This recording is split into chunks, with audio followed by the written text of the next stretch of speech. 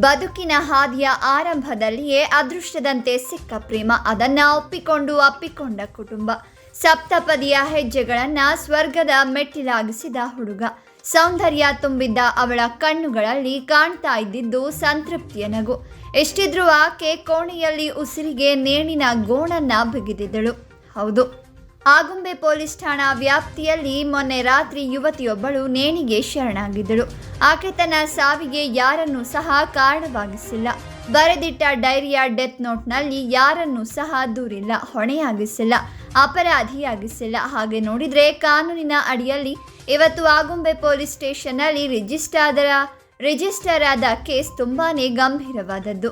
ಮದುವೆ ಆದ 10 ತಿಂಗಳಿನಲ್ಲಿಯೇ ಯುವತಿಯೊಬ್ಬಳು ಆತ್ಮಹತ್ಯೆ ಮಾಡಿಕೊಳ್ತಾಳೆ ಅಂದರೆ ಅದರ ಹಿಂದೆ ಪತಿಯ ಪರಿವಾರದ ವಿರುದ್ಧ ಅಮಾನತ್ತಾಗಿ ಆರೋಪಗಳು, ಅನುಮಾನಗಳು, ಕಾಯ್ದೆ ಕಟ್ಟಳೆಗಳು ತಿರುಗಿ ಬೀಳತ್ತೆ.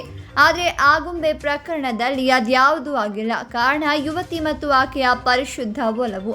ಪರಸ್ಪರ ಪ್ರೀತಿಸಿದವರು ವಿದ್ಯಾರ್ಥ್ ಮತ್ತು ಶಮಿತಾ. ಸುಂದರವಾಗಿದ್ದ ಜೋಡಿಯನ್ನ ಅಷ್ಟೇ ಖುಷಿಯಾಗಿ ಮನೆ ತುಂಬಿಸಿಕೊಂಡಿತ್ತು ಎರಡು ಕುಟುಂಬ. ಪರ್ಮಿಟ್ಟು ಸಿಕ್ಕ ಪ್ರೀತಿಯಲ್ಲಿಯೂ ಹಾಲಾಹಲ ಎದ್ದಿದ್ದು ಇದೆ. ಆದರೆ ಶಮಿತಾ ಮತ್ತು ವಿದ್ಯಾರ್ಥ್ ಪ್ರೀತಿಯ ಮನೆಯಲ್ಲಿ ಸೀತಾರಾಮರಂತಿದ್ರಂತೆ. ಇಬ್ಬರ ಒಲವಿನ ಮುಂಗಾರು ಮಳೆಗೆ ವಿಧಿಯದ್ದೇ ದೃಷ್ಟಿ ತಾಗಿರಬೇಕು.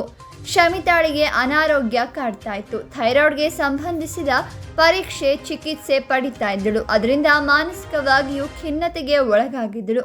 ಪತಿಯು ತೋರ್ತಾ ಇದ್ದ ಪ್ರೀತಿಯನ್ನ ಸ್ವಂತವಾಗಿಸಿಕೊಂಡು ಒಲವಿನ ಸಾಮ್ರಾಜ್ಯ ಸೃಷ್ಟಿಸಲು ಆಗ್ತಾ ಇಲ್ಲವಲ್ಲ ಅನ್ನೋ ನೋವಿತ್ತಂತೆ. ಮನಸ್ಸಿಗೆ ನೋವಾದರೆ ಮದ್ದು ಹುಡುಕಬಹುದು, ಆದರೆ ಮನವೇ ನೋವಿನ ಮೂಲವಾದರೆ ಅದಕ್ಕೆ ಮುಲಾಮಿಲ್ಲ. ಬಹುಶಃ ಶಮಿತಾಗೆ ಹೀಗೆ ಅನಿಸಿದೆ. ಇದೇ ಕಾರಣಕ್ಕೆ ರಾತ್ರಿ ಉಪ್ಪೆರಿಗೆಯ ಕೋಣೆಗೆ ಹೋದವಳು ಮತ್ತೆ ಆಚೆ ಬರಲಿಲ್ಲ. ಒಳಗಡೆಯಿಂದ ಲಾಕ್ ಆಗಿದ್ದ ಕೋಣೆಯನ್ನ ಶಮಿತಾಳ ತಂದೆಯ ಸಮ್ಮುಖದಲ್ಲಿಯೇ ತೆರೆದಿದ್ದಾರೆ ಆಗುಂಬೆ ಪೊಲೀಸರು.